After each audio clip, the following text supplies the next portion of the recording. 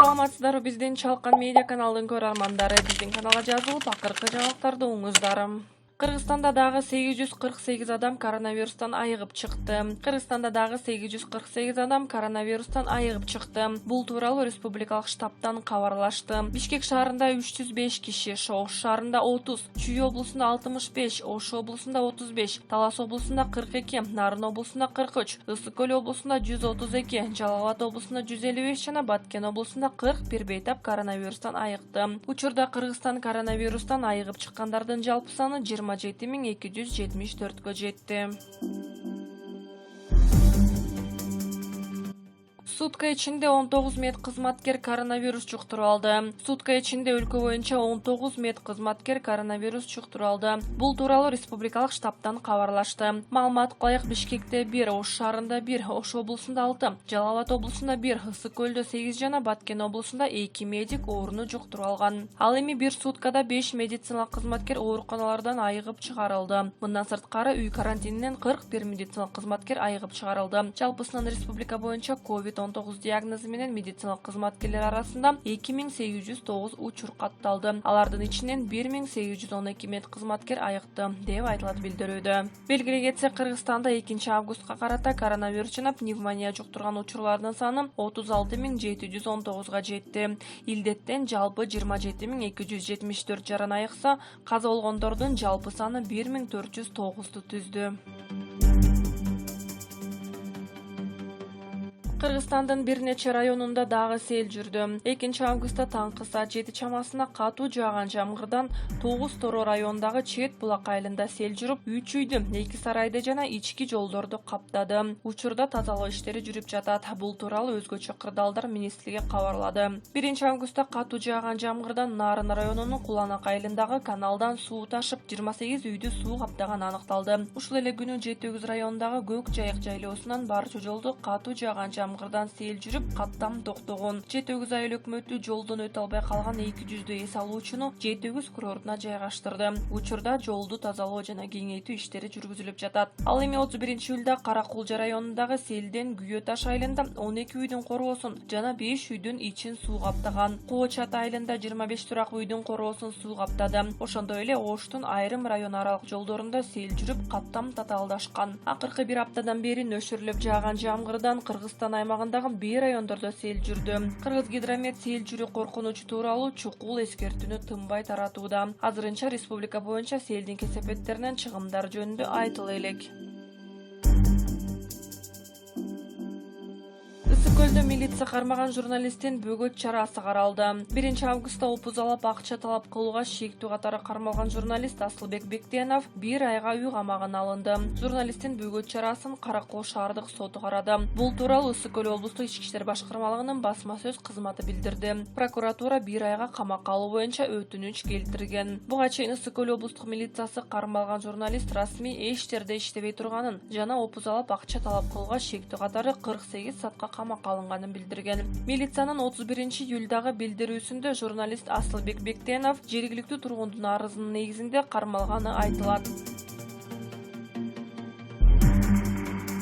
Талас облусунун башчысынын велосипед ченди сүзүп кеткен кеңешчиси 2 айга камакка алынды. Toyota Forerunner айдаган киши жолдун четинде велосипед менен келе жаткан жигитти коюп кетип, андан ары токтоп турган жүк ташуучу автоунааны сүзгөн. Жол кырсыгына кириптер болуп, бир адамдын өлүмүнө шектелген. Өкмөттүн Талас облусундагы өкүлү Марат Мураталиевдин кеңешчиси Марсатбек Шыралиев 2 айга камакка алынды. Бул туурасында Спутник агенттигине Талас облустук милициянын маалымат кызматы кабарлады. Билдирүүгө ылайык, Талас райондук соту жол кырсыгына себепкер катары шектелген айдоочу Шыралиевдин баш коргоо чарасын тандап 2 айга камакка алуу чечимин чыгарган. Ал тергөө иштери бүткөнгө чейин Талас облустук ички иштер башкармалыгынын убактылуу кармоочу жайында кармалат. Эске сала кетсек, 30 июлда Талас облусунун башчысынын кеңешчиси Марсатбек Шыралиев автоунаасы менен велосипедчи адамды коюп кетип, ал каза болуп калган. Милициянын билдиришинче, Toyota Forerunner айдаган 53 жаштагы Шыралиев жолдун четинде велосипед менен келе жаткан 23 жаштагы АА аттуу жигитти коюп кетип, андан ары токтоп турган Мерседес үлгүсүндөгү жүк ташуучу автоунаанын сүзгөн. Өкмөттүн Талас облусундагы өкүлү Марат Мураталиев ал айдоочу расмий түрдө өкүлчүлүктүн штаттык кызматында иштебегенин айтып, бирок кээде кеп кеңешин берип турганын билдирген. Ошондой эле ал Афганчы жана улуттук коопсуздук кызматынын запастагы полковник экенин кошумчалаган.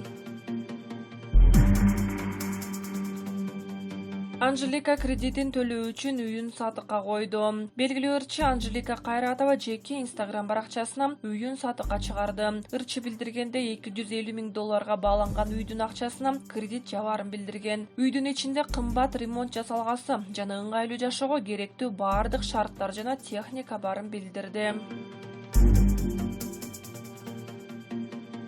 Назира Айтбекова көптөн бери көкүрөктө жүргөн кыялым аткарылды. Белгилүү алып баруучу Назира Айтбекова айт күнү чоң атасына Куран окутуп келгенин айтты. Айт күнү Кара Талаагы айтта төрөлгөн Айтбек чоң атама Айтбековдор барып Куран окудук. Ортодо отурганда тууганыбыз Айтбек байке, сүрөткөдө тартып жаткан операторум Айтбек байке, айтыңар маарек болсун, айтка туш болот деп ойлоп оптурмун. Көптөн бери көкүрөктө жүргөн кыялым аткарылды. Бабаларым баскан жерге барып, бабаларыма Куран түшүрүү оюмда жүргөн. Болгондо да ата-бала чишип алып бардык. Бул тегимди издөө, тамырымды билүү. Туугандарым Жейт атам жазылган Санжыра китебин белек кылды. Жейт атаңды таптың дегендей белги өзүнчө. Тамырың бекелдемейин, бактың бийик өсүш арсар. Жейт атамды, тарыхымды, таржымалымды билсем эле баары жакшы болчудай сезим келди. Көкүрөгүм тынчтык бербей чуркатты. Убакыт аздай, жетишпей калчудай чуркадым. Миссиям аткарылган сыңары жеңилдеп калдым кадимкидей, деп Назира Айтбекова билдирүү жазып чыкты.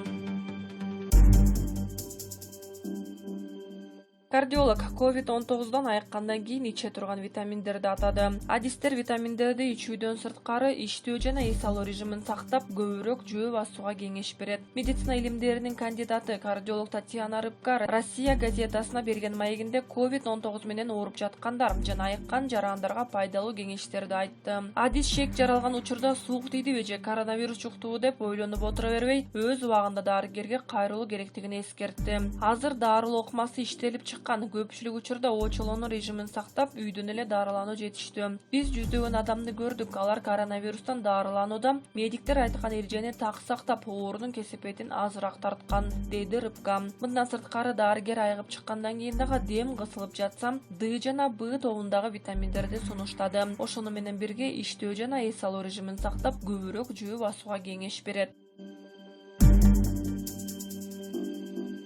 Дүйнөдө коронавирустан каза болгондордун саны 680 миңден ашты. Бүгүн 2 августка карата дүйнө жүзүндө коронавирус инфекциясын 17,793,532 адам жуктуруп алды. Анын ичинен 10,502,000 бейтап айыгып чыкса, 684 миң адам каза болду. Бул тууралуу маалымат АКШдагы Джон Хопкинс атындагы университеттин сайтында алынды. Коронавирус эң көп катталган өлкөлөрдүн сап башында АКШ турат. Бул өлкөдө жалпы 4,620,000 адамдан коронавирус аныкталды. 154 миң адам каза болсо, 1 миллион бейтап айыгып чыкты. Экинчи орунда Бразилия турат. Бул өлкөдө коронавирус инфекциясы 2,707,000 адамдан аныкталды. 93,563 адам каза болсо, 2 миллион бейтап айыгып чыкты. Ал эми Индия 3-чү орунда. Индияда 1,695,000 вируска кабылган. 36 миң бейтап көз жумса, 1,94 миң оорудан сакайган. Александр Лукашенко инфаркт болду. Бышыкталбаган маалыматтарга караганда, Белоруссиянын президенти Александр Лукашенко инфаркт болгон. Бул тууралуу бүгүн 2 августта Белоруссиянын массалык маалымдоочу каражаттары билдирип жатышат, деп 2 августта Регнум информациялык агенттиги маалымдады. Лукашенко бир нече күн мурда инфаркт болгон деп айтылат. Президенттин администрациясы анын катышуусунда боло турган бардык иш-чараларды токтотту. Пресс кызматы шашылыш түрдө эски видео кадрларды издеп жатат. Президенттин активдүүлүгүн көрсөтүш үчүн. Бул маалымат расмий бышыктала элек. Белгилей кетсек, Белоруссиянын президенти шайлоо алдында 9 августта өтүш керек. Сот желде Лукашенконун ден соолугунун начарлап кеткени туурасында каңшар тараган. Аскер адамдары менен жолукканда Лукашенко коронавирус инфекциясын жуктуруп алып, иштеп жүрүп эле айыкканын өзү айткан. Расмий бир жыйында Лукашенко колун таңып алып отурган.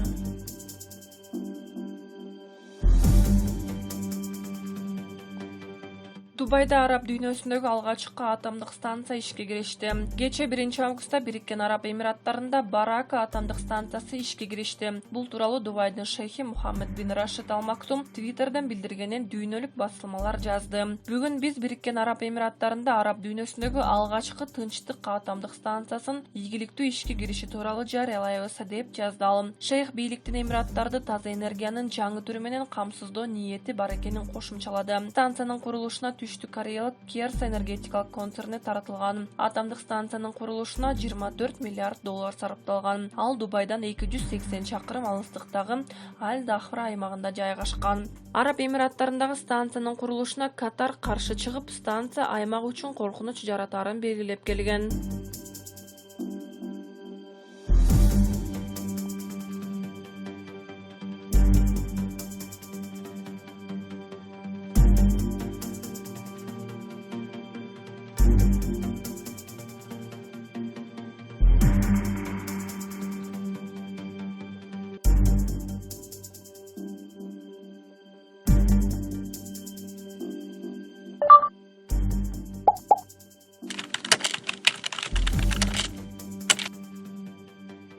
You